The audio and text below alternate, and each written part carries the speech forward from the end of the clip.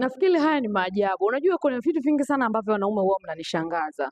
Unajua mwanaume akipenda kitu huwaga yuko lazi kujitoa kwa asilimia zote ili akihudumia hiko kitu. Mwanaume akipenda gari, labda kana gari lake nzuri, atalifanyia service, gari sijui mafuta, sijui gari linataka sijui nini, sijui kubadilisha maoili, sijui nini. Atafanya kila kitu. Mwanaume akiwa na mwanamke wake anayempenda, mwanamke chochote anachokitaka atampa. Lakini nashangaa kwenye swala la afya yao, hususani kwenye haya matatizo ya uzazi pamoja na afya ya tezi dume. Wanaume wengi sana wamekuwa wazito, sio afya zao tu, mpaka afya za wazazi wao wa kiume.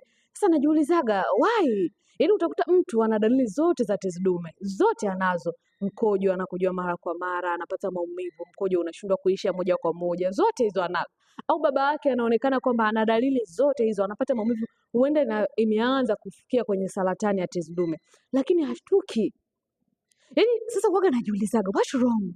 Yaani nini shida? Ndio maana wanaume wengi sana huwa wanakufa na hizi changamoto.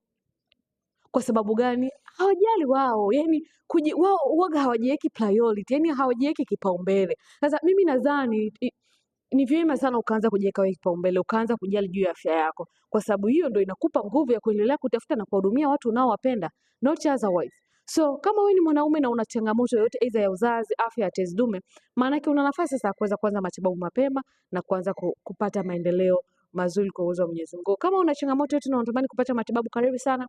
Chukua namba Madam Lalet kwa ajili ya tiba pamoja na ushauri zaidi.